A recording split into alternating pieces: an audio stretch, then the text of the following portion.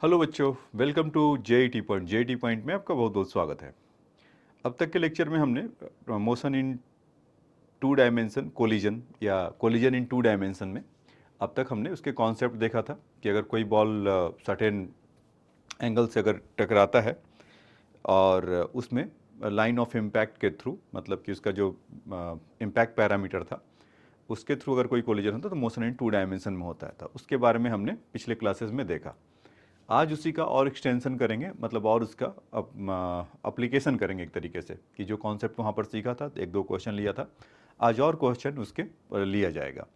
या जैसे कुछ वेज है और एक बॉल आकर उसको हिट करता है, स्मूथ प्लेन है और उसके वो अलॉन्ग रोल करता है, तो वगैरह वगैरह इस तरह का देखेंगे। या किसी सर्टेन हाइट से किसी ऑब्जेक्ट को छोड़ते हैं इंक्लाइन प्लेन पर, तब उसका मोशन क्या होगा, तब उसका वेलोसिटी क्या होगा, कोफिशिएंट ऑफ रिस्टिट्यूशन दिया है। या कोई दो बॉल हवा में है, एक दूसरे को अगर हिट करता है तो उसके बाद का उसका मोशन क्या होगा, या उसका प्रोजेक्टाइल कितने टाइम के बाद हिट करेगा ग्राउंड को, वगैरह वगैरह इस तरह के। तो आ जाइए, बिना देर किए स्टार्ट कर लेते हैं। ये है क्वेश्चन बच्चों, कह रहा है कि figure shows the right angle triangle triangular prism of mass m is resting on the smooth floor. Smooth है ये वाला, जैसे यहाँ पे दिखा रहा है ये चीज़।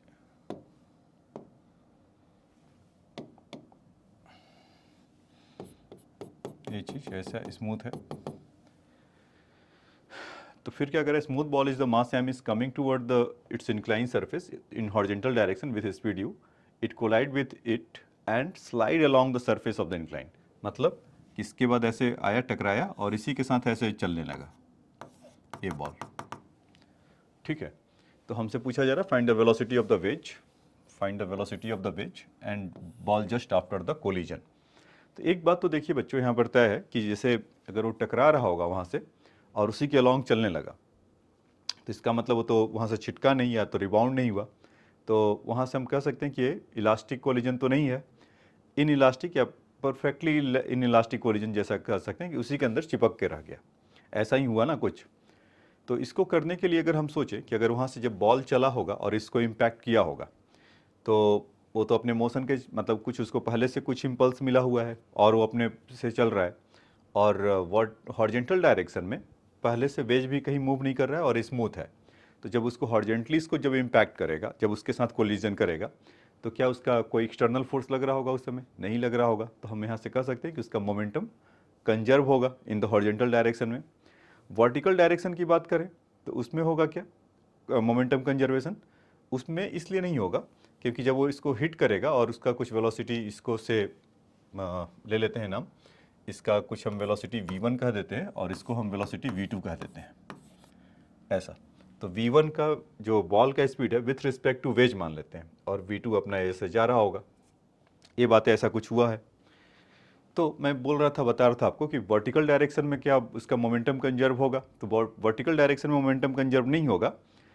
क्यों नहीं होगा? क्योंकि जब उसको जब हिट कर रहा है तो ये वेज भी क्या होगा, एक नॉर्मल mg और नॉर्मल फोर्स ऐसे लग रहा होगा, तो कुछ ना कुछ फोर्स उसको एक्सटर्नल ऊपर की तरफ लगाएगा। तो वर्टिकल डायरेक्शन में नेट एक्सटर्नल फोर्स जीरो नहीं है। सो दैट इज़ वाई हम उसको यहाँ पर उसका मोमेंटम कंजर्व नहीं करा सकते हैं। तो अब क्या करें उसके लिए? तो आइए, जो जो हुआ अभी तक के जो सिचुएशन में जो हुआ उसको आइए हम आपको यहाँ से देख सकते हैं या बता सकते हैं। तो ठीक है, तो यहाँ से हम क्या कह सकते हैं कि इसका मास कैपिटल M है जैसा क्वेश्चन में गिवन है, और U है। तो इसका इनिशियल मोमेंटम आप देखेंगे तो mu होगा। यहाँ तो इनका तो कुछ है नहीं। वेज वाले के लिए देखा जाए तो हॉरिजॉन्टल डायरेक्शन में क्या आ जाएगा, अगर ये थीटा तो ये थीटा, तो उसका m v1 cos थीटा। और सिंस उसका रिलेटिव वेलोसिटी फिर होगा, क्यों? क्योंकि उसका with respect to veg v1 है, तो इसमें v1 माइनस v2 ऐसा, क्योंकि सेम ही डायरेक्शन में वो भी जा रहा है, और plus capital M into v2। ये चीज़ तो होगा तय है। अगर मोमेंटम को कंजर्व कराया जाए तो हॉरिजॉन्टल डायरेक्शन में ऐसा कुछ मिलेगा क्या? बिल्कुल मिलेगा कि फाइनल मोमेंटम उसका m इंटू v2 है, और इसका final velocity with respect to ये वेज के लिए था। हमने इसको लेट कर लिया है कि let velocity of ball be v1 with respect to wedge या प्रिज्म, जो भी इसका नाम देना है आप उसको दे सकते हैं। ट्रायंगुलर प्रिज्म बोला है तो प्रिज्म ही कह लीजिए। ऐसा होगा क्या? तो अभी इसमें आप देख रहे होंगे कि इसमें अननोन जो V1 V2 है और थीटा और यू तो मान लीजिए है, तो और फिर उसके बाद आपका काइनेटिक एनर्जी भी कंजर्व नहीं होगा। क्यों? क्योंकि उसके उसी के साथ रोल कर रहा है, परफेक्टली इलास्टिक बॉडी है, तो हम उसका वहाँ पर वो भी नहीं देख सकते, एनर्जी को कंजर्व भी नहीं करा सकते। तो अब इक्वेशन इसमें कितने हैं? एक, मतलब यही इक्वेशन नहीं बना, और V1 V2 दो अननोन है, तो उसको निकालना आपको लिए थोड़ा मुश्किल काम होगा। तो अब क्या किया जाए? तब जो अभी मोमेंटम कंजर्व नहीं हुआ था, तो मैंने आपको बोला था कि किसी भी सिचुएशन में मोमेंटम कंजर्व करता है, बशर्ते कि एक्सटर्नल फोर्स जीरो। तो इस केस में तो एक्सटर्नल फोर्स इसके वर्टिकल डायरेक्शन में है नहीं। अब क्या किया जाए? तो मैंने बोला था कि दूसरा आपको इम्पल्स वाला सिखाया था, उसमें एडिटेड फॉर्म में जो मोमेंटम का कंजर्वेशन था इन एडिटेड फॉर्म में था। तो उसमें जो लग रहा था, अगर इम्पल्स की बात करें, एफ डॉट डी टी की बात करें, उसमें लग रहा था, तो अगर उसको अगर इंक्रीज कर रहा है वेलोसिटी को, तो M V plus F dot D T, मतलब initial momentum plus F dot D T is equal to final momentum. जैसे कि आप काइनेटिक एनर्जी में देखते थे ना, कि काइनेटिक एनर्जी अगर इंक्रीज हो रहा था, कोई अगर बॉडी है उसका स्पीड अप हो रहा था, तो वर्क डन उस पर पॉजिटिव होता था, kinetic energy plus W is equal to final kinetic energy. और स्लो डाउन हो रहा था तो वहाँ पर kinetic energy minus work done is equal to final kinetic energy. Similarly आपको पिछले क्लासेस में आपको बताया गया, या नहीं आपको पता है, या यहीं से वॉच कर रहे हैं तो समझ लीजिए कि यहाँ पर मोमेंटम को अगर इंक्रीज डिक्रीज हो रहा है और एक्सटर्नल फोर्स है, देन इस सिचुएशन में तो आप वही initial momentum plus minus F dot D T, या इम्पल्स कह लीजिए, equal to final. Plus minus का मतलब या तो इंक्रीज हो रहा होगा तो प्लस, और डिक्रीज होगा तो निगेटिव। तो अब उसको पिक्चर में लेकर आते हैं। तो मान लेते हैं कि इस लाइन के लॉन्ग ऐसा, और उस पर इसका जरा मोशन को भी अगर आप देखेंगे तो इस लाइन के लॉन्ग ही कुछ मतलब इम्पैक्ट लगा होगा, जैसे उसको टक्कर मारा होगा, तो वी वेलोसिटी है, तो इस लाइन को इम्पैक्ट ऑफलाइन अगर इसको कह लेते हैं, तो यहाँ से इसको एफ डी टी ऐसे लग रहा होगा और एफ डी टी ऐसे लग रहा होगा इस लाइन के अबाउट, या मैं आपको यहाँ से ऐसा ऐसा इस लाइन के अबाउट इसकी बात कर रहे हैं, ठीक है। तो अब देखिए क्या होगा कि अब इंडिविजुअली हर का मतलब सभी का मोमेंटम को अगर कंजर्व करें, मतलब इसके थ्रू इसमें, तो क्या करते हैं कि अगर एफ डी टी है और ये थीटा ये है, तो 90 माइनस थीटा, ठीक है, क्योंकि वो हॉरिजॉन्टल लाइन है तो दोनों थीटा हो जाएगा। तो अब इंडिविजुअल बॉल के लिए अगर देखें तो मोमेंटम क्या होगा, तो एम इंटू यू अब भी हो रहा था वहाँ पर, ठीक, और उसके बाद F D T cos theta यही होगा, ठीक है। तो इसमें हम ऐसा कह सकते हैं कि एम यू, अच्छा एक चीज़ इसमें बच्चों गड़बड़े हुआ कि इसमें M into V one cos theta plus V two होगा, क्योंकि वेलोसिटी दोनों उसी पे जा रहा है, तो उसका वेलोसिटी दोनों का ऐड हो जाएगा वी कॉस थीटा, और क्योंकि विथ रिस्पेक्ट टू है तो उसके साथ ऐड होगा, ठीक है। तो इसका मोमेंटम, और फाइनली जब इनिशियल ये था और फाइनल में क्या होगा कि एफ डी टी का ये वाला कंपोनेंट और साथ में लग कर जा रहा होगा इसके साथ, प्लस बाकी का M V one cos theta plus V two ऐसा। तो इक्वेशन नंबर हम यहाँ से इसको 2 ले सकते हैं क्या, क्योंकि जब उसको मारा एफ डॉट डी टी तो बॉल तो इम्पैक्ट कर ही रहा है, साथ में एफ डी टी का भी ये कंपोनेंट ऐसा मिल जाएगा। ये तो इसकी बातचीत हुआ, ठीक है। तो ये हॉरिजॉन्टल डायरेक्शन में सब बॉल के लिए हो रहा होगा,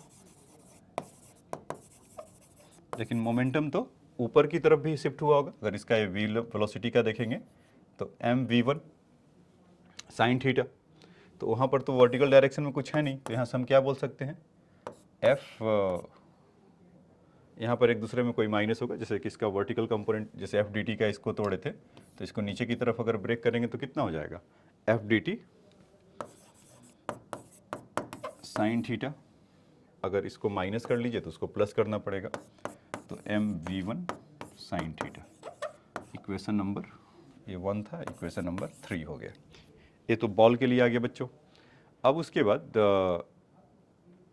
एक और है, मतलब प्रिज्म पे मतलब इस पे जो प्रिज्म पर है तो उस पर कितना होगा, तो एफ डी टी का ये वाला कंपोनेंट अगर एक ब्रेक करेंगे तो एफ डी टी जैसे कॉस थीटा बॉल के लिए लगाया था फाइनल वाले में, तो इसको मोशन देने के लिए इम्पैक्ट कौन मारा होगा, मतलब कि यही F D T cos theta का मतलब लगा होगा, और मास इंटू वेलोसिटी इसके लिए होगा। तो यहाँ पर हम इसको लिख दे सकते हैं कि एफ डी फॉर यहाँ पर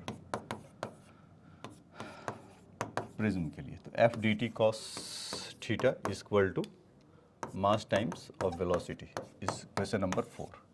तो अब देखिए आपके पास इक्वेशन की भरमार हो गया, इक्वेशन है, मतलब इसमें एफ डी टी को एक साथ अगर ले ले तो एक अननोन है, तो एक तो वो हो गया, V1 V2 आपके पास था, या आप कह लीजिए डी टी और एफ भी है, तो 4 इक्वेशन 4 अननोन। तो वहाँ से आप फटाफट इसका वैल्यू अगर रखेंगे एफ डी टी का, अच्छा ये एफ एम यू वाले के लिए F D T cos theta होना चाहिए, ये यहाँ पे कॉस्ट, हाँ तो यहाँ करते हैं F D T cos theta का एम वी टू रखेंगे, तो एक इक्वेशन आपको दे देगा F D T sine theta, या वहाँ से उन दोनों को डिवाइड करेंगे एफ डी टी को एक साथ में लाकर, तो भी आपको उसमें एक रिलेशन मिल जाएगा। तो मतलब कहने का मतलब एनफ इक्वेशन आ गया हमारे पास, तो जैसे मर्जी आपको वहाँ से आप ये काम कर सकते हैं। तो ये तो आपका था एक बेसिक क्वेश्चन समझाने के लिए। तो इस पर भी आप सोच कर देखेंगे, इम्पल्स को अगर इस थ्रू अगर ऐसा करेंगे तो होगा। एक देखो, एक तो ये है, दूसरा कॉन्सेप्ट है कि जो आपको बताया था ठीक इसके पीछे क्वेश्चन में कि एक सर्टेन एंगल से किसी बॉल को फेंक रहे थे और वहाँ से निकल रहा था, अगर परफेक्टली इलास्टिक कोलिजन होता तो वो उसी एंगल से निकलता जिससे वो एंगल से इम्पैक्ट कर रहा था। तो लेकिन यहाँ पर वो इन इलास्टिक कोलिजन है, तो इसीलिए हमें फोर्सफुली ऐसा सोचना पड़ेगा। नहीं तो दूसरा आपका है मोमेंटम, वो जो पीछे वाले कंजर्व करा के तो फिर उसका मोमेंटम लिखिए, फिर वगैरह वगैरह लिखिए। तो एक ऐसा क्वेश्चन लिया हूँ, एक तो आपको इम्पल्स से ऐसा दिखा दिया। तो अब इसमें 4 इक्वेशन है, तो इक्वेशन मैकेनिकल काम करना है आपको, तो उसमें कोई दिक्कत नहीं होगा, आप उसको आराम फटाफट उसमें V1 V2 को निकाल सकते हैं इन द टर्म ऑफ। लेकिन वो भी लिखना थोड़ा आसान नहीं होगा, क्योंकि यहाँ पर बहुत सारे अननोन हैं। जैसे फॉर एग्जाम्पल, जैसे मान लीजिए कि एफ डी टी वाला है, जैसे कि ये M U equal to F D T cos theta, तो उसके जगह पे M U M V two लिख सकते हैं,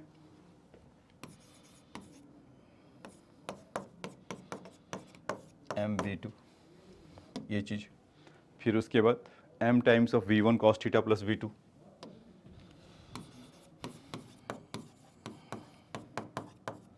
ऐसा एक तो ये हो गया। फिर ये इक्वेशन और एम यू इक्वल टू, ये पहला इक्वेशन तो यही है जो इक्वेशन में किया था, अच्छा वो एग्जैक्टली सेम ही आ गया है, ठीक है, वो उसके मतलब उसमें करेंगे तो सेम ही आएगा। तो फिर इसको आपको डिवाइड करके हटाना पड़ेगा, मतलब कि एफ डी टी वाला तो बल्कि सेम ही आ गया है। तो F D T equal to M V T, मतलब कि यहाँ से अगर एम वी टू अगर रखेंगे इसका वैल्यू, अच्छा लेकिन साइन थीटा के लिए तो डिवाइड करेंगे तो टैन थीटा के टर्म में आएगा ही होगा, या हाँ tan theta is tan theta,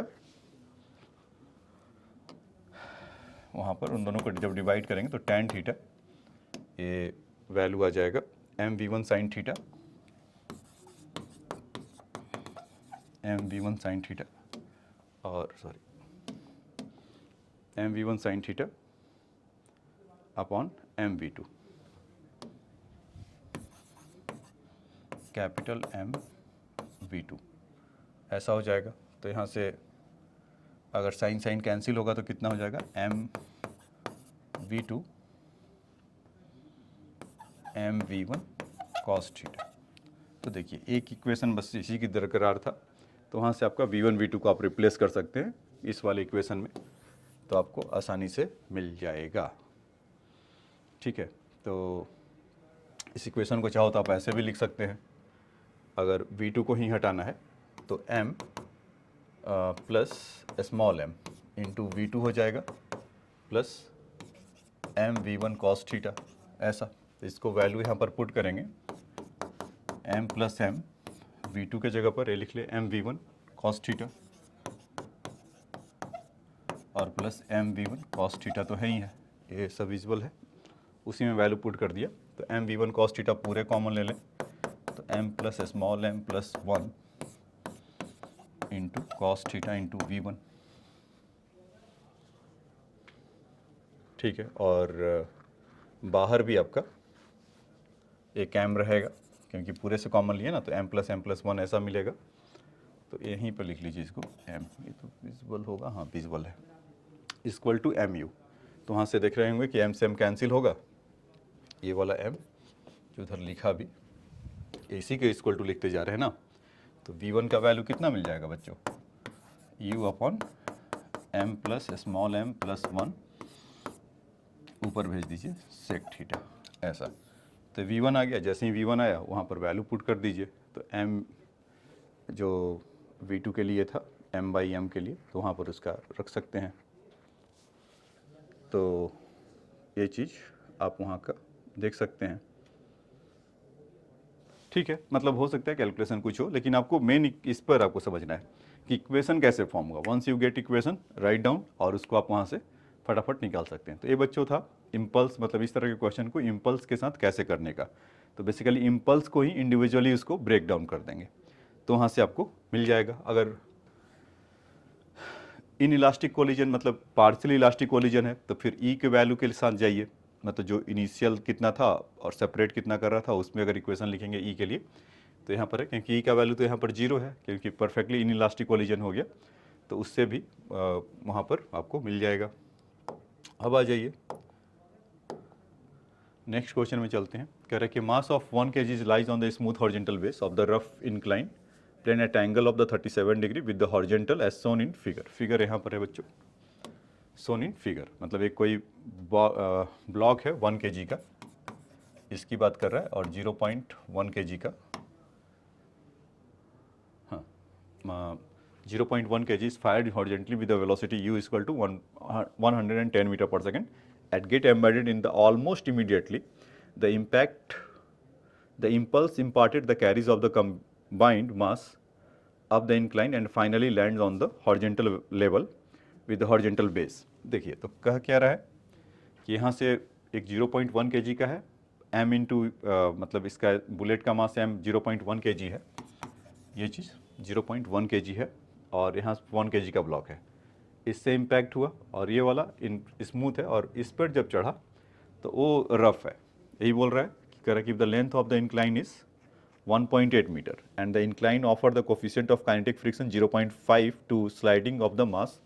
find the horizontal distance from the base of the incline to the point of the landing of the combined mass. Assume that the contact of the incline with the horizontal plane is smooth and mass is not jerked when the start of the, मतलब बहुत heavy है उसके compare में, कि बिल्कुल वो jerk नहीं करेगा। तो हमें क्या करना है कि यहाँ पर जब वो आएगा तो किस वेलोसिटी से निकलेगा यहाँ से, और निकलने के बाद जब यहाँ पर लैंड होगा तो कुछ प्रोजेक्टाइल लगेगा। तो यहाँ पर थीटा, तो यहाँ भी ये थीटा वो 37 डिग्री ही होगा। तो पहले तो वो निकाल लें कि वहाँ पर जाते जाते उसका वेलोसिटी क्या हो गया। तो जब हिट इसको करेगा 0.1 kg वाला और इसके साथ 1, तो इन दोनों का कंबाइन मास, कंबाइन कितना होगा, यहाँ पर जब देख लीजिए बोला है ना, दोनों को अगर हिट वो कर रहा होगा तो इससे डेटा लेते हैं, तो उसका कंबाइंड वेलोसिटी क्या होगा जब एट अ मोमेंट जब चढ़ रहा होगा वहाँ पे। तो 1 kg का मास है और ये तो रेस्ट में है, तो 1 इंटू 0, और जो बुलेट आ रहा है 0.1 kg से, इसका मास, इसका स्पीड 110 है, तो इनिशियल मोमेंटम ये हो गया, फाइनल मोमेंटम उसके साथ एम्बेडेड हो गया। तो 1 kg का वो है, अब 0.1 kg का है, ऐसा हो रहा है बच्चों। इमेजिन करिए कि इसमें 0.1 kg का है और यहाँ पर 1 kg का है, इसके साथ एम्बेड हो रहा है, तो फिर उनका फाइनल वेलोसिटी क्या होगा, कुछ ऐसा v। तो इसको जब आप कैलकुलेट करेंगे यहाँ से, तो ये कितना हो जाएगा 11, और वहाँ से 11 बाई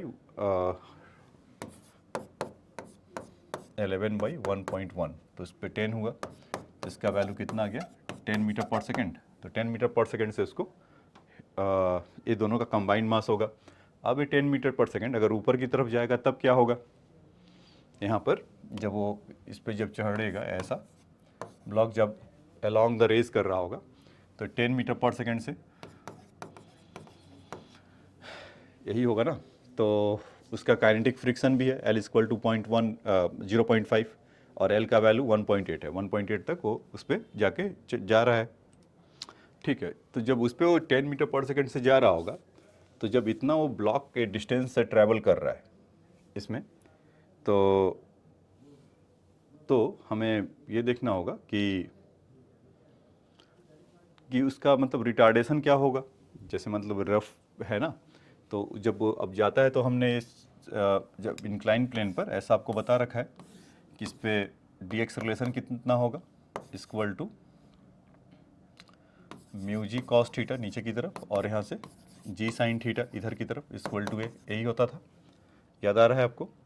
तो यहाँ से जो रिटार्डेशन है उसको अगर निकाल लें 10 साइन 37 इज 0.6, म्यू का वैल्यू 0.5 है, जी का वैल्यू हमारा 10 और यहाँ से 0.8 हो गया, तो ये 4 हो गया और यहाँ से 6, तो कितना हो गया 10 मीटर पर सेकेंड स्क्वायर से ये डी एक्सेलरेट हो रहा होगा। तो फाइनल वेलोसिटी कितना होगा उसको जब वो वहाँ से जब चढ़ने के बाद, तो ठीक है, तो L का वैल्यू अगर 1.8 दे रखा, लेकिन H क्यों दे रखा था, if the length of the incline is L equal to 1.8, ठीक है। तो अगर इतना एक्सेलरेशन अगर इनका है तो देख लेते हैं कि फाइनल वेलोसिटी क्या है। इनिशियल वेलोसिटी कितना था, यहाँ से हमने देखा था कि वो 10 मीटर पर सेकेंड से था और डी एक्सेलरेट कितने से हो रहा है, 10 मीटर पर सेकेंड से ही, और कितना डिस्टेंस चल रहा है, इसके हिसाब से L इक्वल टू 1.8 ऐसा जा रहा है।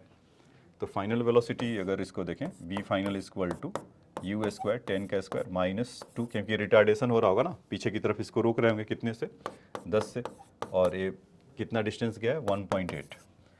तो अगर यहाँ से अगर 100 करें और ये कितना हो जाएगा 3.6, तो ये कितना हो जाएगा 6.4, यही होगा ना, मतलब 64 हो जाएगा, ये 36 हो गए 64। तो फाइनल वेलोसिटी का वैल्यू कितना आ गया बच्चों, 8 मीटर पर सेकेंड। जब यहाँ से निकल रहा होगा तो 8 मीटर पर सेकेंड से ऐसा कुछ गया होगा। तो मोमेंटम कंजर्वेशन का ये साथ साथ उसका एग्जाम्पल है। अच्छा, अब उसकी कहानी देखिए कि जब वहाँ पर फिर उसके बाद प्योरली प्रोजेक्टाइल है, फिर तो वहाँ पर कुछ होने का मतलब और कुछ चांस नहीं है, क्योंकि जब 8 मीटर पर सेकेंड से जब यहाँ से निकलेगा ये चीज़ एट एंगल ऑफ 37 डिग्री, अगर हॉरिजॉन्टल से देखें तो वेलोसिटी का एक्स कंपोनेंट तो चेंज होता नहीं है जब यहाँ पर हिट कर रहा होगा, तो इस तरह का रेंज बताना है। तो अगर टाइम कहीं से मिल जाए, एक्स का जो वैल्यू होगा यहाँ से क्या होगा, एट कॉस 37 इंटू टी। अब टाइम कैसे निकले, तो टाइम निकालने का फिर हमें वाई कोऑर्डिनेट वाले के पास जाना पड़ेगा। ये प्रोजेक्टाइल में आपको यही बताया गया था ना कि Y equal to U Y T minus half A Y T square. तो टाइम कहीं से आ जाए, तो अब देखिए कि हाँ, इसीलिए वो h दिया हुआ था कि h का वैल्यू कितना होगा, तो 1.8 मीटर तो ये है, तो h कितना हो जाएगा बच्चों, यहाँ से इसको अगर निकालना पड़े तो हम क्या बोल सकते हैं, sine 37 is equal to h by this 1.8।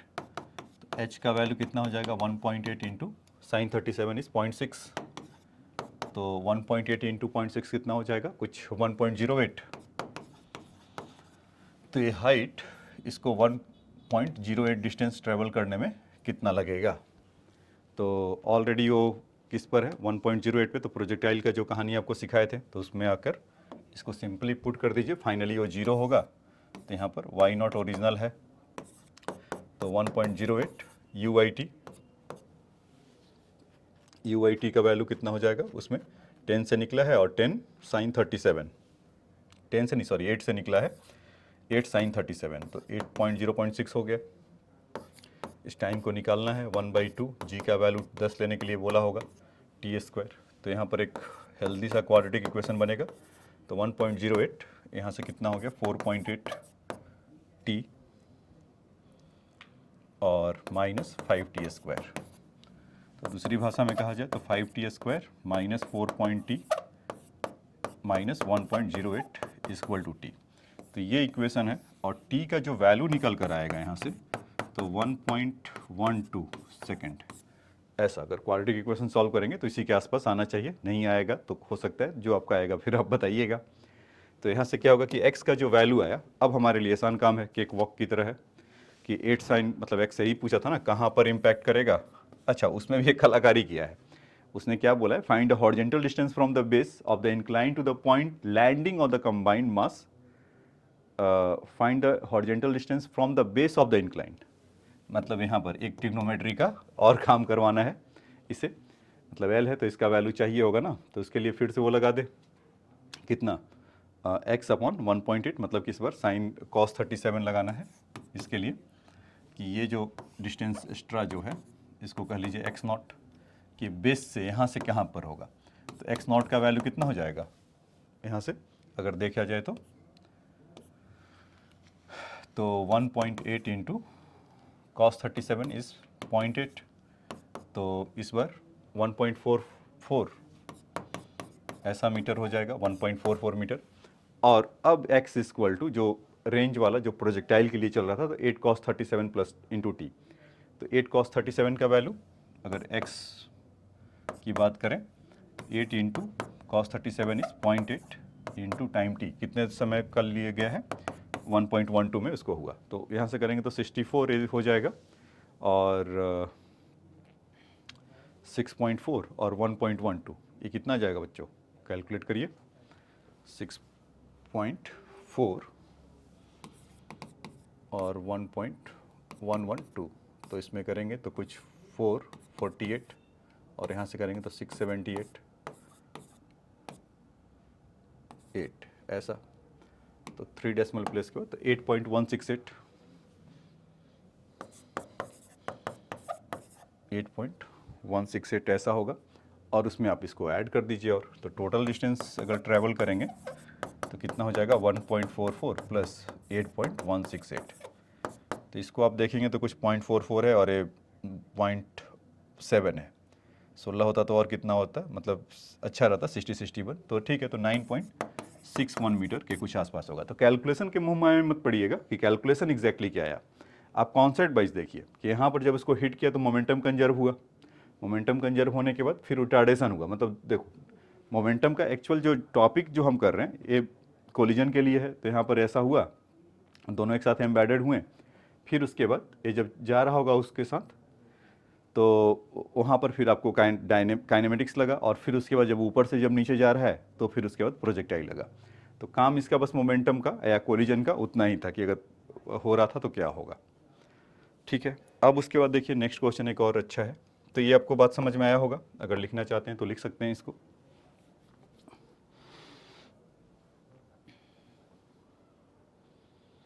ठीक है, आई होप कि लिख लिए होंगे, इसको और लिख लीजिए। नेक्स्ट क्वेश्चन देखिए, हाँ ये देखिए क्वेश्चन है अच्छा, कह रहा है कि Beed can slide on the smooth straight wire and particle of mass m is attached to the bead by the light string of length L, and the particle is held in the contact of the wire with the string taut and as shown in figure, and let the fall. If the bead has the mass 2m and then when the strike of the angle theta with the wire, find the speed of the bead and the distance slide up to this instant. ठीक है, तो अभी देखिए कि जैसे यहाँ पर 2m का मास है ये वाला, और ये वाला m का मास है, तो इनका सेंटर ऑफ मास जो हैवियर होगा उसकी तरफ होगा, अगर डिस्क्रेट तरफ का ले तो इसको अगर देखेंगे तो 2m इंटू एल, अगर इस साइड से करेंगे तो हैवियर वाला, तो ये वाला आपको अगर सेंटर ऑफ मास के लिए अगर आप जानते हैं तो आपको बताया था 2m इंटू एल, और उसी को ओरिजिन मान लीजिए तो 0 हो जाएगा, और यहाँ से 3m, तो ये जो डिस्टेंस आपका आया 2m upon 3l, 2m upon 3l, ठीक ये वाला, और इधर से सेंटर ऑफ मास कहीं यहाँ पर होगा, और इस वाले सेंटर ऑफ मास के लिए कितना हो जाएगा बच्चों, इस 2m बाई एल बाई 3, तो यहाँ के लिए नहीं, ये कुछ इधर के लिए आ गया, क्योंकि ओरिजिन माने थे उसको ना यहाँ से, तो इसके लिए आ गया, और ये वाला जो डिस्टेंस आएगा, क्योंकि जिधर ओरिजिन मानते हैं, जैसे मान लीजिए कि यहीं पर ओरिजिन माने थे, तो वहाँ से, और वो भी बात है कि जो हैवियर होता है तो उससे ज़्यादा दूर होगा, तो इसके लिए ये वाला जो डिस्टेंस होगा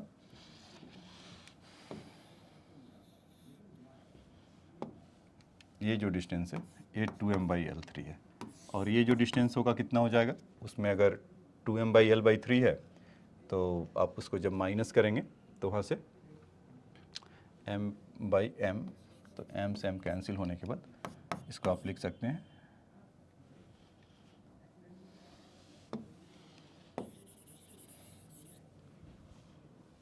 यहाँ से 2l बाई 3, ये डिस्टेंस आया, और जब इस वाले के डिस्टेंस के लिए करेंगे तो l माइनस एल बाई 3, तो l बाई 3, तो जो हैवियर होता है उसकी तरफ सेंटर ऑफ मास होता है इस पूरे प्रोसेस में आपके लिए समझने के लिए क्या है कि इस पूरे प्रोसेस में कोई एक्सटर्नल फोर्स लग रहा है नहीं, वो अपने आप मोशन हो रहा है ग्रेविटी के चलते, तो इस पर भी दोनों तरफ सेम ग्रेविटी लग रहा होगा। तो उसमें क्या, अगर हॉरिजॉन्टल डायरेक्शन में हॉरिजॉन्टल डायरेक्शन में तो कोई फोर्स नहीं लग रहा, वर्टिकल डायरेक्शन में तो ग्रेविटी लग रहा है, तो दोनों के लिए लग रहा था। हाँ, वहाँ पर कह सकते हैं कि सेंटर ऑफ मास उसका नहीं होगा, लेकिन हॉरिजॉन्टल डायरेक्शन का जो सेंटर ऑफ मास होगा वो तो एज इट इज़ रहेगा ना, उसमें तो कोई चेंज होगा नहीं।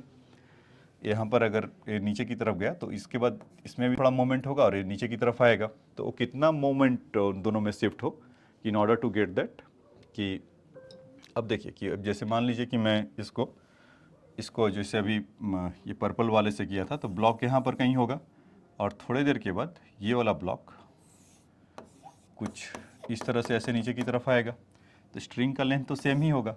और उस समय मान लीजिए कि थीटा एंगल बना रहा है, वो बता भी रहा है कि जब थीटा बना रहा होगा तब बताइए। तो यहाँ से कितना हो जाएगा L/3 या सॉरी L साइन थीटा, ये सामने की तरफ L साइन थीटा हो जाएगा। तो उसमें जो सेंटर ऑफ मास को भी कितना शिफ्ट करना पड़ेगा, 2L/3 कॉस थीटा, मतलब यहाँ से यहाँ तक का 2L/3 है। जब ये नीचे की तरफ आएगा तो इसका जो सेंटर ऑफ मास थोड़ा, ये बॉडी आप देखेंगे कि पहले जैसे ऐसे था और यहाँ पर हो रहा है, तो और वो पास आ रहा होगा, मतलब 2L/3 कॉस थीटा एक खिसकेगा, तो इधर से भी क्या खिसकेगा, सेम अमाउंट में उसको भी खिसकना पड़ेगा, इस L/3 कॉस थीटा,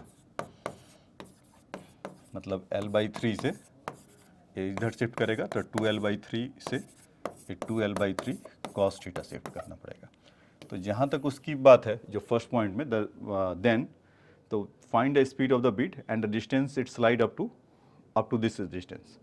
तो कितना किया वो तो आप ऐसा ही बता देंगे कि L/3 minus L/3 cos theta, तो basically 1 L/3 into 1 minus cos theta, ये डिस्टेंस आप वहाँ से उसको शिफ्ट कराएंगे, मतलब शिफ्ट करा होगा तो होगा।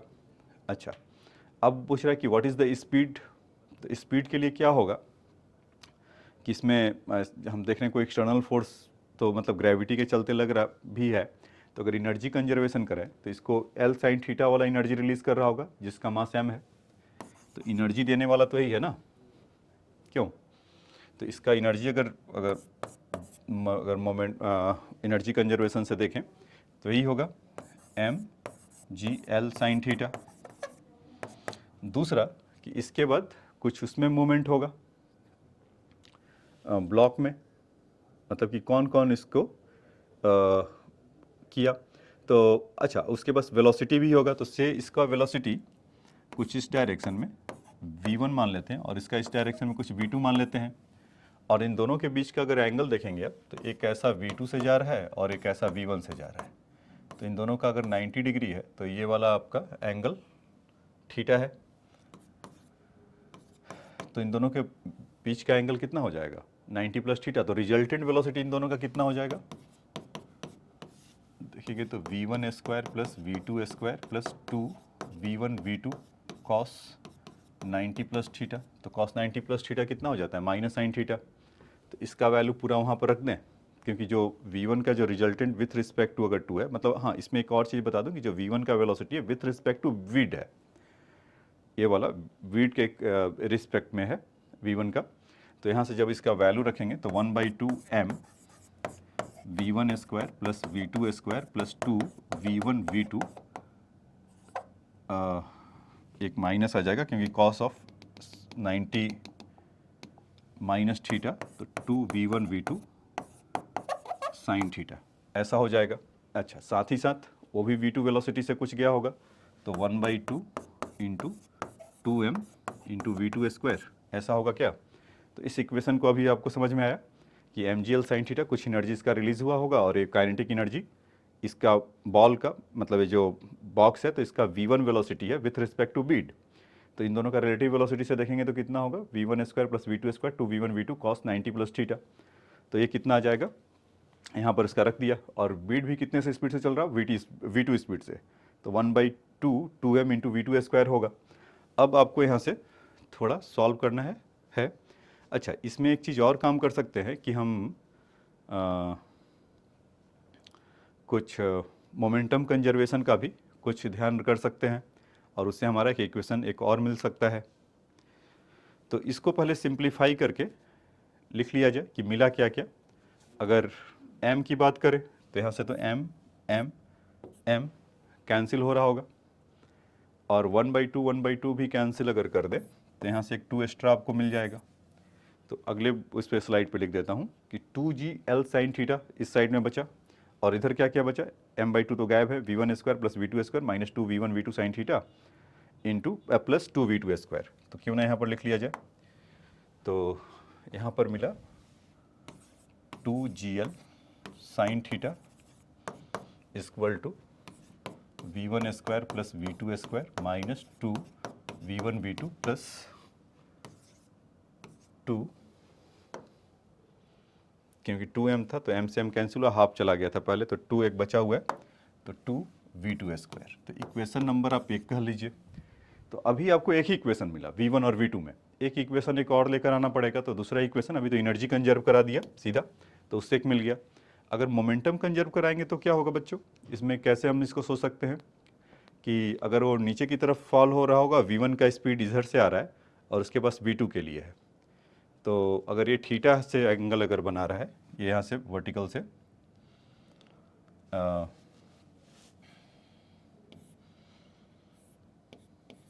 अगर ऐसा किया जाए तो ये वाला थीटा एंगल होगा। तो इसका ये वाला कंपोनेंट, ये मतलब 90 माइनस थीटा, तो v1, तो यहाँ से हम क्या बोल सकते हैं, v1 साइन थीटा, ऐसे 90 माइनस थीटा है, अगर उसको लेंगे तो v1 साइन थीटा होगा। तो m v1 साइन थीटा, या उसका जो रिलेटिव वेलोसिटी है 2m इंटू v2, मतलब वो अगर हॉरिजॉन्टल डायरेक्शन में कोई नेट फोर्स नहीं लग रहा होगा नहीं लग रहा होगा तो उधर ही होगा। तो यहाँ से अगर इसका मोमेंटम अगर लिख पाएँ m, क्योंकि विथ रिस्पेक्ट टू वीड है तो फिर से हमें उसका लेना पड़ेगा। तो वहाँ पर क्या हो जाएगा, v1 प्लस v2, क्योंकि अपोजिट डायरेक्शन में, v1 sine theta plus v2 into m equal to 2m v2, ऐसा यही होगा। ठीक है, तो आ जाइए इसका मोमेंटम लिख लेते हैं, एक दूसरा इक्वेशन बना लेते हैं। तो 2m v2 तो है, और यहाँ से v1 साइन थीटा और v2 है, तो इन दोनों का रिलेटिव वेलोसिटी अगर देखेंगे तो v1 sine theta minus v2, क्योंकि उन दोनों के बीच का ये अपोजिट मतलब कांस्टेंट मोशन के लिए अगर ऐसा हो रहा होगा, एक दूसरे से कनेक्टेड है ना, तो इसलिए तो 2m v2 equal to m v1 sine theta minus v2, तो यहाँ से इसको करेंगे तो कितना हो जाएगा, 3m v2 equal to m v1 sine theta. तो v2 के जगह पर कितना हो जाएगा, m से m कैंसिल हो जाएगा, तो v1 साइन थीटा अपॉन,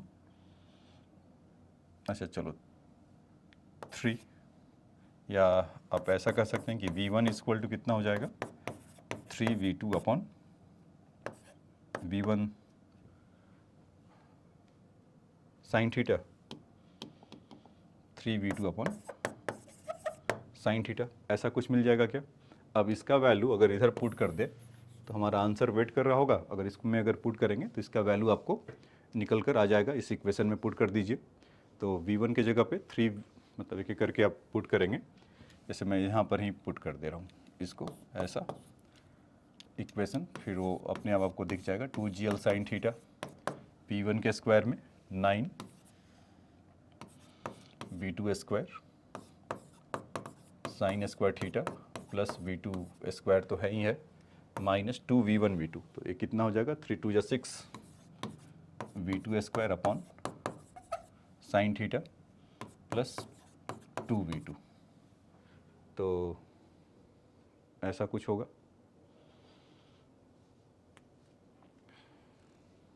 ठीक है, तो साइन थीटा को अगर यहाँ से अगर हटाएंगे भी,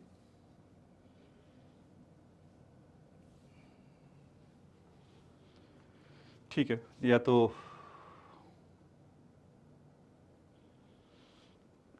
इसमें v2 स्क्वायर और 3v2, तो 3 ये तो ऐसे ही मिल गया आपको वहाँ से, है ना, और 2v1 v2 है तो वहाँ पर v2 का स्क्वायर हो गया, तो क्यों ना हम v2 का ही स्क्वायर पूरा कॉमन ले लें, हमें अल्टीमेटली तो सॉल्व करना ही है, और 2gl है तो निकल कर आ जाएगा। इसी को ऐसा कर लेते हैं कि 2gl sine theta equal to 9/2 sine square theta plus 1 minus 6। अच्छा, एक वही कर रहा था कि साइन थीटा एक्स्ट्रा कहाँ से आ रहा है, क्योंकि जो हमें इक्वेशन मिला था वहाँ पर, यहाँ पर एक क्या था, v1 v2 था ना, एक छूट गया है लगता है।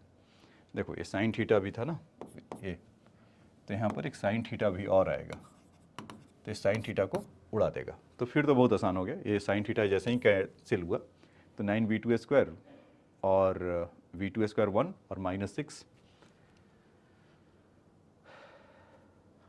ठीक है, और 9 by sine square theta plus 1 minus 6 plus 2,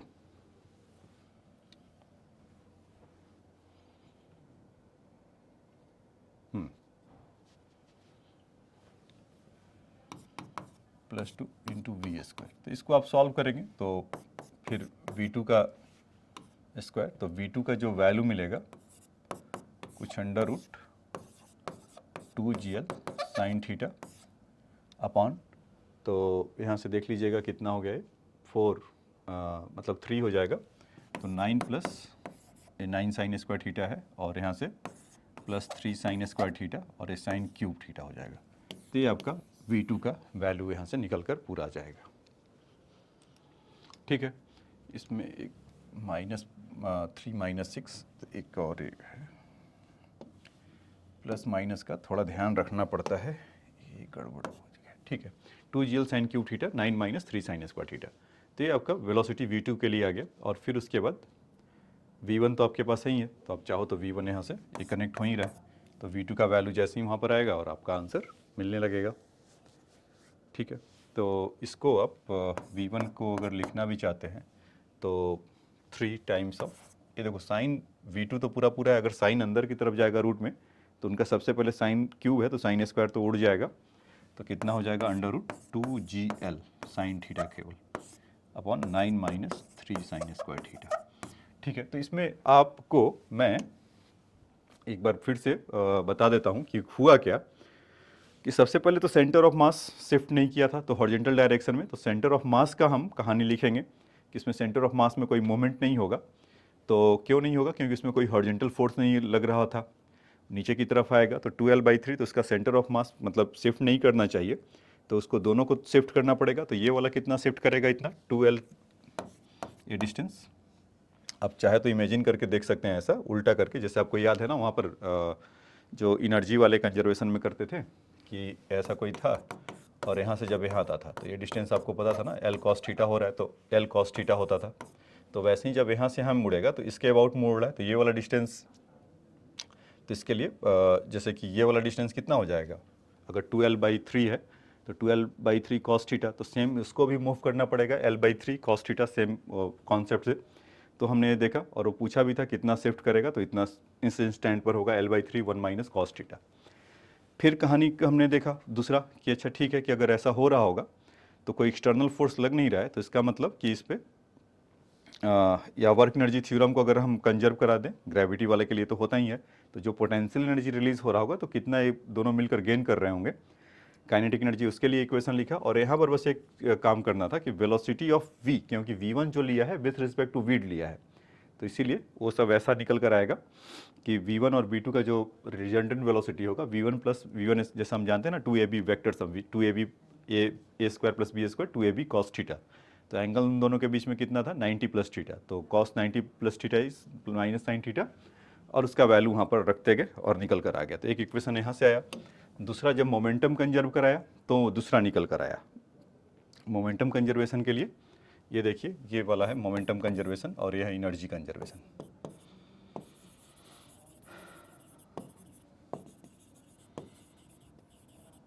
momentum conservation और ये आया था एनर्जी कंजर्वेशन से।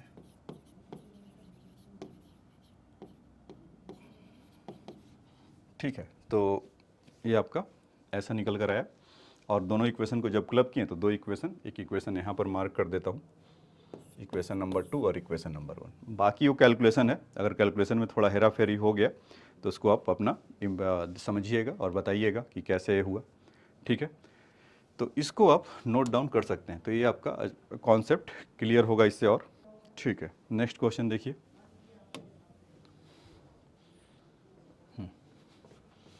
अब आ जाइए नेक्स्ट क्वेश्चन में चलते हैं। हाँ ये देखिए, ये भी कमाल का है और आईआईटी वाले ऐसा क्वेश्चन पूछने में उनको काफ़ी मज़ा आता है। ये कह रहा है, और इस तरह के क्वेश्चन आप प्रीवियस ईयर में जाकर देखेंगे बच्चों तो आपको बहुत सारा मिल जाएगा। कह रहा है कि फिगर्स होने the block A of mass 6m having a smooth semi circular groups of radius placed on the smooth horizontal surface. इसका मास 6m है और इसका m है ऐसा।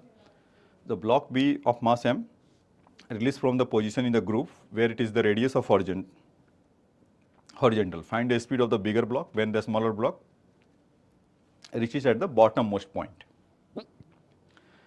देखो उसमें क्या होगा कि अगर हॉरिजॉन्टल डायरेक्शन की बात करें तो कोई एक्सटर्नल फोर्स लग रहा है क्या, जैसे पिछले क्वेश्चन में था, नहीं लग रहा था। नीचे कौन लग रहा है, ग्रेविटी के चलते आ रहा है, तो एक्सटर्नल फोर्स वर्टिकल डायरेक्शन में हो रहा है। तो उनका जो सेंटर ऑफ मास पहले कहीं तो यहाँ पर होगा ना, इन दोनों के बीच में ऐसा, तो वो मूव नहीं करेगा। क्यों, क्योंकि हॉरिजॉन्टल फोर्स उसमें लग नहीं रहा है। तो जब ये नीचे की तरफ ये आएंगे तो ये भी इधर की तरफ खिसकेगा, यही होगा ना।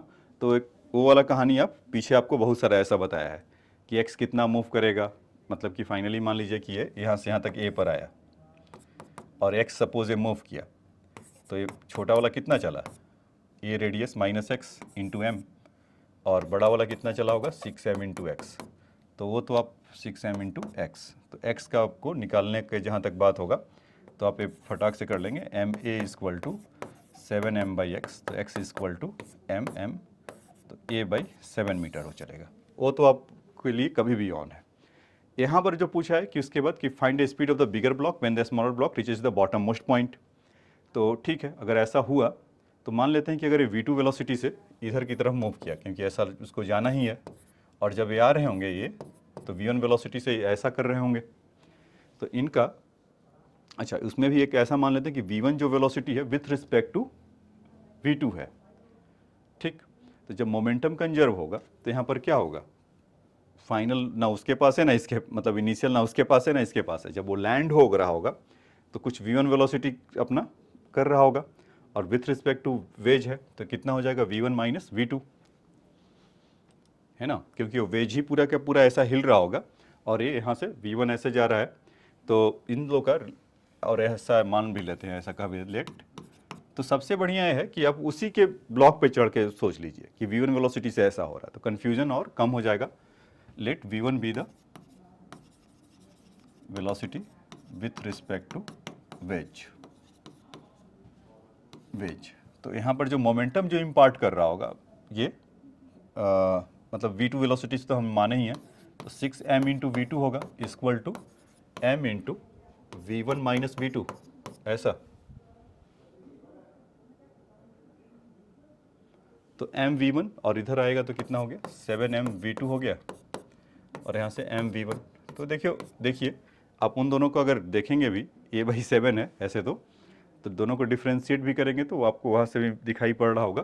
तो खैर v2 इक्वल टू कितना हो गया v1/7, ये तो मिल गया। और दूसरा बचा ले देकर आपके पास काइनेटिक एनर्जी या एनर्जी कंजर्वेशन।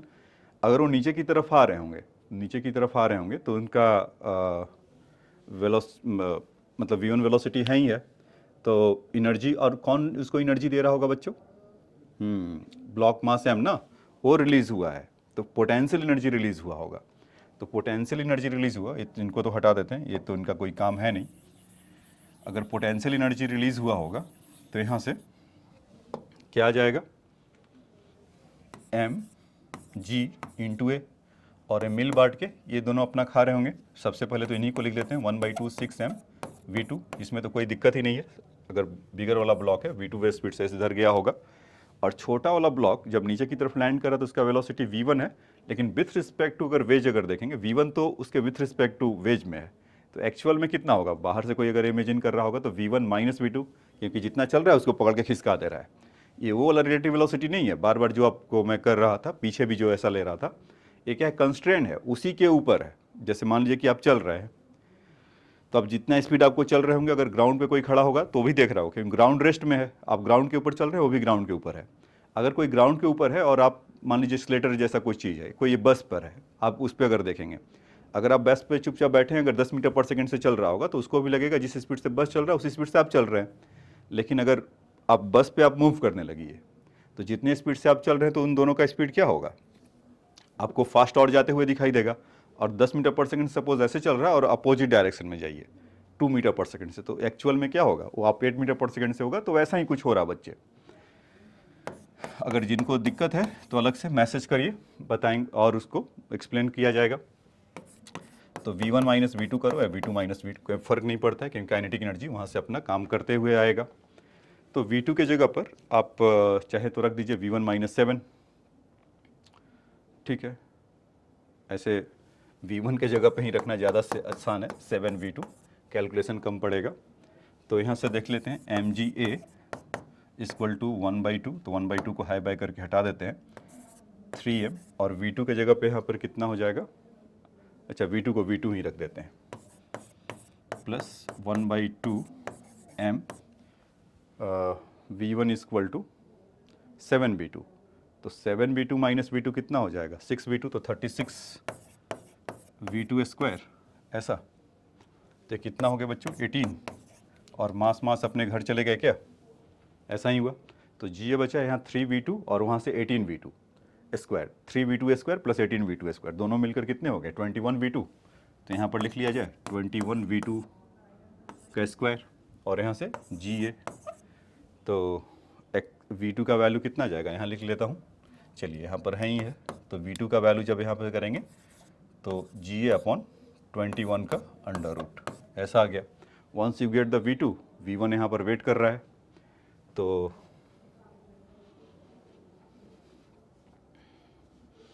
स्क्वायर क्यों होगा, स्क्वायर नहीं है बच्चों, अगर गलती से लिख दिया, जिन्होंने सोच लिया होगा तो उसको सोच को डिलीट कर दीजिए। V1 equal to 7V2। तो यहाँ से V1 का जो वैल्यू आया, या यहीं पे कर देता हूँ, जो V1 का वैल्यू आया तो ये कितना हो जाएगा 7 times of under root of 21 GA by 21, ऐसा। अगर 7 को भी अंदर लेंगे तो कितना आ जाएगा 49, तो वहाँ पर 7/3 आ जाएगा फाइनली। तो इसको अगर सॉल्व करेंगे तो यहीं पर लिख देता हूँ, ये विजुअल है, हाँ विजुअल है। V1 इक्वल टू 7/3 GA, तो ये आ गया बच्चों। तो समझ में आया, ये भी आपका एक मास्टरपीस क्वेश्चन है, तो इससे आपका कॉन्सेप्ट काफ़ी हद तक क्लियर होगा।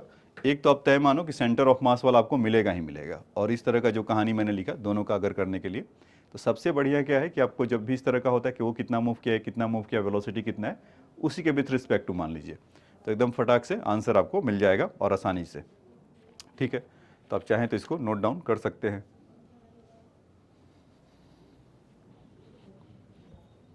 ठीक है, लिख लिए होंगे, तो अपना आ जाइए नेक्स्ट क्वेश्चन में चलते हैं।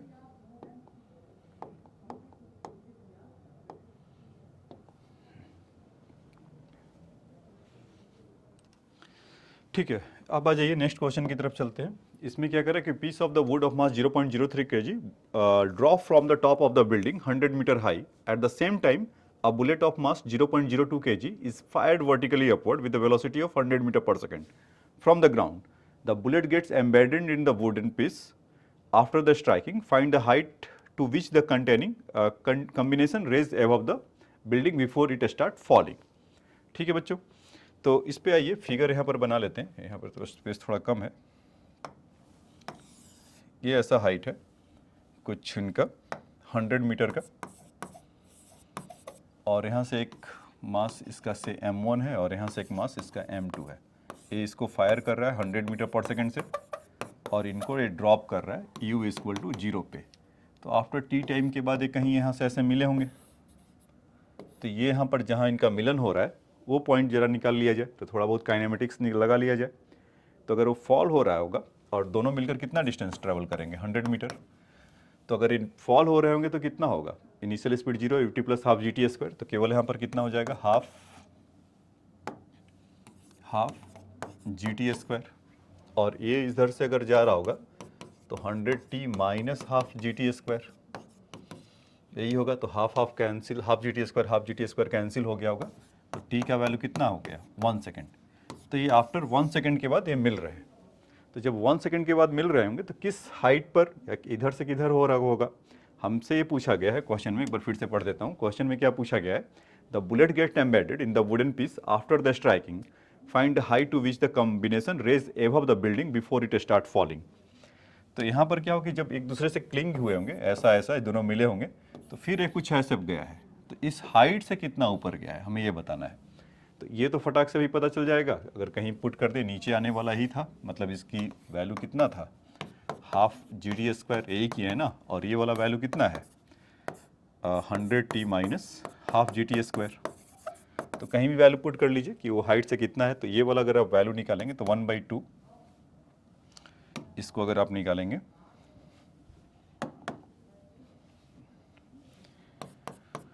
1/2, जी का वैल्यू 10 और टी स्क्वायर हमारा 1, तो 5 मीटर। तो 5 मीटर के ये डेप्थ से ऐसे चला है, तो फर्दर वो कितना हो जाएगा। तो अच्छा ठीक है, जब वो ड्रॉप कर रहे हैं तो आफ्टर द 1 सेकेंड के बाद जब एम्बेडेड हो रहा है तो उनका फाइनल वेलोसिटी निकाल लें, अगर मोमेंटम को कंजर्व करा ले तो यहाँ से कितना होगा m इंटू उनका मास कितना है बच्चों, ऊपर वाले का इस 0.03 इस ड्रॉप, और नीचे वाला 0.02 kg है, ये 0.02 kg है। तो अगर मोमेंटम अगर कंजर्व कराएं इन दोनों का तो कितना हो जाएगा, पिछले क्वेश्चन के लिए चले गए, मोमेंटम अगर कंजर्व कराएंगे तो कितना हो जाएगा इनका 0.03 इंटू, हाँ आफ्टर द 1 सेकेंड के बाद उनका वेलोसिटी क्या होगा ये देखना होगा। तो यहाँ पर अगर v1 नाम से इसको दे दूँ, चलिए यहाँ पर v1 लिख ही देता हूँ मैं इनका, तो कितना हो गया हाफ u तो ड्रॉप कर रहा है और gt तो नेगेटिव है 10 इंटू 1, तो कितना हो गया 10 मीटर पर सेकेंड। और इनका आफ्टर द 1 सेकेंड के बाद इस वाले के लिए v2 अगर कह दे तो 100 माइनस 10, तो 90 मीटर पर सेकेंड, यही होगा। ठीक है, तो दोनों के पास, इसके पास तो इनिशियल 100 था, अगर मोमेंटम कंजर्व कराएंगे तो 0.02 kg वाले के पास तो इनिशियल है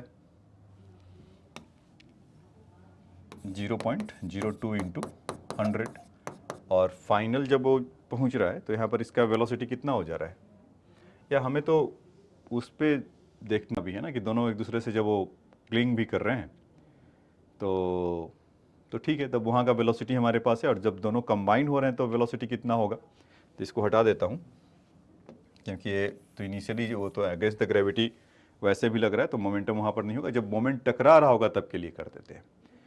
तो यहाँ से कितना होगा 90 इंटू, या मास इसका 0.02 है इंटू 90 ऐसा, और ऊपर से आ रहा होगा तो ये कितना हो जाएगा माइनस 0.03 इंटू 10 ऐसा, और दोनों जब कंबाइन कर रहे होंगे 0.02 प्लस 0.03 इंटू वी ऐसा। तो यहाँ से देखिएगा तो कितना हो जाएगा 1.8, और उधर से कितना हो जाएगा वो 0.3, तो इसका वैल्यू कितना हो गया 1.5 मोमेंटम कंजर्वेशन में, और ये कितने होंगे 0.05। तो V2 का जो वैल्यू आया यहाँ से तो 1.5 अपॉन 0.05, तो ये वैल्यू अगर देखेंगे तो 150 30 मीटर पर सेकेंड से जा रहा होगा। तो 30 मीटर पर सेकेंड है, कितने पे रुकेगा अगेंस्ट द ग्रेविटी, कहाँ तक, तो आपको जैसे कि इसमें है ही पता कि 3 सेकेंड तक और चलेगा, या तो आप थर्ड इक्वेशन भी लगा लीजिए कि V square minus U square, जैसे कि अब कहाँ पर वो रुकेगा या कितना चल के रुकेगा। तो final V square equal to U square minus 2gh 0, u का वैल्यू कितना है 30 का स्क्वायर है, minus 2 into G 10 into H, तो h इक्वल टू कितना हो गया 900 अपॉन 20 0, तो 45 मीटर फर्दर वो चलेगा, और 45 मीटर वहाँ से और फर्दर चलेगा। तो ये 45 मीटर और चलेगा यहाँ से, तो 5 मीटर तो यही है, तो फर्दर और कितना चला होगा ऊपर इस ग्राउंड के हाइट से, तो 45 माइनस 5, तो कितना डिस्टेंस और चलेगा फ्रॉम द बिल्डिंग जब वहाँ से फॉल डाउन स्टार्ट करेगा। तो यहाँ से हम बोल सकते हैं 45 माइनस 5 तो इक्वल टू 40 मीटर चलने के बाद जाकर रुक जाएगा। ठीक है बच्चों, तो ये बात आपको समझ में आया होगा, तो इसको लिख सकते हैं आप। तो इसमें काइनेमेटिक्स और मोमेंटम कंजर्वेशन का कंबाइंड था इस क्वेश्चन में, तो इसको लिख लीजिए। ठीक है, अब आ जाइए नेक्स्ट क्वेश्चन में चलते हैं। देखिए इसमें क्या कर रहा है कि ball of mass 1 kg is falling vertically with a velocity of v0 2 metre per second. ये 2 मीटर पर सेकेंड से ऐसा फॉल डाउन कर रहे हैं, ऐसा on the smooth horizontal surface as shown in a figure. The coefficient of restitution between the ball and the wedge is 1/2. Find the velocity of the wedge and the ball immediately after the collision. देखो इस तरह का बताए थे कि जब यहाँ से ये अभी तो स्मूथ है, तो जब स्मूथ है तो क्या होगा कि जब पार्टिकल यहाँ से ऐसे होगा तो ठीक उस ठीक एंगल से वैसा ही निकलेगा। जैसे कि यहाँ से अगर वो जा रहा है तो 30 डिग्री से ऐसा वो निकलेगा, ठीक है। तो अगर वो 30 डिग्री मतलब कि जिस एंगल पे स्ट्राइक करता है तो ये एंगल 30 डिग्री होगा, तो ये 30 डिग्री से वहाँ से निकलेगा। तो अगर उसका इसको v वेलोसिटी कह देते हैं, तो ऊपर से कितना आ रहा है 2 से, यही हो मतलब ऐसा होगा। और मान लीजिए कि कुछ इधर इसको इम्पैक्ट करेगा, v2 से जा रहा होगा, v1 का लीजिए, उसको v कहते हैं। तो पहले E का जो वैल्यू दे रखा है E इक्वल टू 1/2, तो velocity of separation upon velocity of approach यही लगाएंगे। तो या ऐसा कह लेते कि कुछ उसी एंगल से ही हो जा रहा होगा, तो उसका जो ऐसा निकलने के बाद अलोंग द नॉर्मल की तरफ होगा तो 30 डिग्री से आएगा। तो यहाँ से हम क्या कर सकते हैं कि नॉट m, तो वेलोसिटी ऑफ अप्रोच कितना हो रहा है, अगर उसी की लाइन में अगर ब्रेक करे तो ये हो जाएगा 2, और दूसरा वाला जो यहाँ से निकल रहा होगा v cos 30, तो v cos 30 का वैल्यू कितना हो जाएगा v√3/2। तो यहाँ से 2 से 2 कैंसिल हुआ, तो v का वैल्यू कितना आ जाएगा 2/√3 मीटर पर सेकेंड। ये तो आफ्टर द इमीडिएटली कितना होगा, इतना ऐसा आ जाएगा। अब उसके बाद कि अगर जब हॉरिजेंटली उसका देखा जाए, अगर उतने से वो निकल रहा होगा तो ये वाला कंपोनेंट, इसका ये कंपोनेंट ऐसा, अगर वो 30 से है तो यहाँ से कितना बोल सकते हैं इसको v cos 30 है तो v cos 60, तो इसका वैल्यू v का वैल्यू कितना था 2/√3, तो 1/√3 मीटर पर सेकेंड ऐसा। तो मास उसका अगर मोमेंटम यहाँ पर कंजर्व करा जाए, जितने से वो इधर जा रहा है तो इसको इधर इम्पार्ट कर रहा होगा, तो कितना हो जाएगा 1/√3 इंटू 1,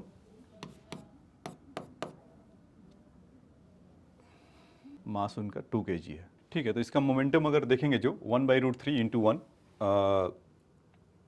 और इसका इस टाइप इधर से जो वेलोसिटी इसका आ रहा होगा कुछ v1, तो मास 2 इंटू v1। लेकिन ये अभी क्या होगा कि इनएप्रोप्रिएट होगा, क्योंकि उसका जो कंडीशन होगा, क्योंकि उस डायरेक्शन में इम्पल्स भी इम्पार्ट कर रहा होगा उसको कुछ ना कुछ, तो जिसके चलते ये इम्पल्स से भी ब्रेक करने के बाद निकल कर आएगा। तो इसको अभी यहाँ पर रहने देते हैं, नेक्स्ट क्लास में जब मिलेंगे तो इस इम्पल्स वाले के लिए अलग से इसको बताएंगे, ठीक है बच्चों। तो आज के लेक्चर में इतना ही, नेक्स्ट बार जब आपसे और मिलेंगे तो ठीक है, नेक्स्ट बार जब मिलेंगे तो इसमें इस क्वेश्चन को एक्सप्लेन करूँगा और जो SC वर्मा के जो क्वेश्चन है उसको फिर लूँगा, ठीक है। तो आज के लेक्चर जो अभी आपने जो सीखा, आज क्या क्या सीखा आज के क्लास में, कि मोशन इन 2 डायमेंशन का कुछ एक हद तक एप्लीकेशन और लाइन ऑफ इम्पैक्ट वगैरह का कुछ एक एप्लीकेशन आपने देखा, और उसके बाद इस तरह के जो क्वेश्चन थे कुछ आपने वो देखा। तो नेक्स्ट बार में तो लगभग मतलब जो कॉन्सेप्ट होते थे वो आपको बताया यहाँ से, कि अगर मोमेंटम कंजर्व होगा तो उसके लिए फिर इम्पल्स वाले के लिए इक्वेशन निकालेंगे कैसा, 2 इक्वेशन लगा के, या जहाँ पर एक इक्वेशन है और जहाँ पर काइनेटिक एनर्जी कंजर्व नहीं हो रहा है, क्योंकि वैसे भी यहाँ पर काइनेटिक एनर्जी कंजर्व नहीं होगा, क्योंकि ईज का वैल्यू कोफिशिएंट ऑफ रिस्टिट्यूशन का वैल्यू यहाँ से ऐसा गिवन है, तो काइनेटिक एनर्जी तो कंजर्व होगा नहीं, तो इसीलिए यहाँ पर इसमें इम्पल्स के हेल्प से होगा। तो उसको जब बताएंगे तब बताएंगे। तो आज के लेक्चर में इतना ही, जब नेक्स्ट बार मिलेंगे तो SC वर्मा क्वेश्चन के साथ साथ इस क्वेश्चन के इस तरह के और 1-2 क्वेश्चन लूँगा और उसमें आपको बताऊँगा। Thanks for your time.